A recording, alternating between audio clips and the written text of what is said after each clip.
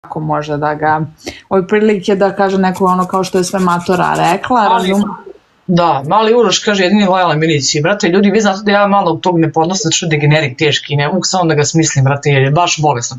Ali što se tiče Milice i komentarisanja, on je stvarno uvijek iskreno komentarisao i nikada nije ono da bi se uvlačio ili ne znam šta. Moja najbolja. Što se tiče samo Milice, ovo ostalo ne, ovo ostalo kako mu šta odgovara, kako šta, s kim je dobar, s kim ne.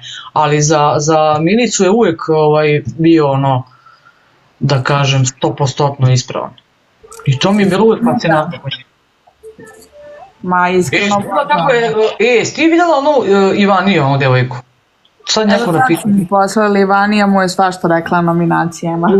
Brate, kako je devojka, a kako je ona to lepo sročila, brate. Ja, ako mene je bilo ono mrš, puši, kurac, pušaču, kurca, produkciji. Ko mene, znaš, ako mene to nema, brate, 2 zeca, 3 zeca. Šta je bilo...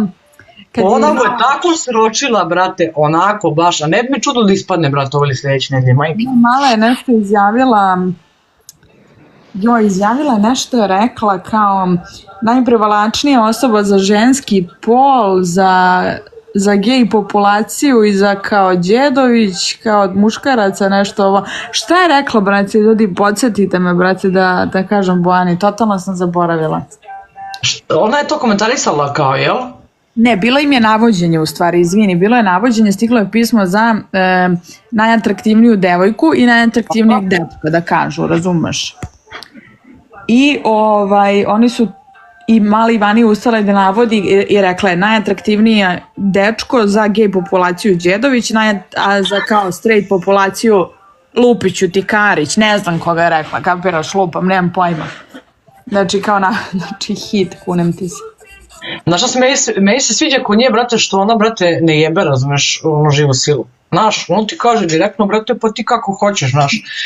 Ali mi je jako čudno, iskreno ti kaže, na tim nominacijama što je on ćutao. To mi je jako čudno za njega. Nisam gledala uopšte, videla sam to što je... Gledala njenu nominaciju, mišljala sam isečak klipa.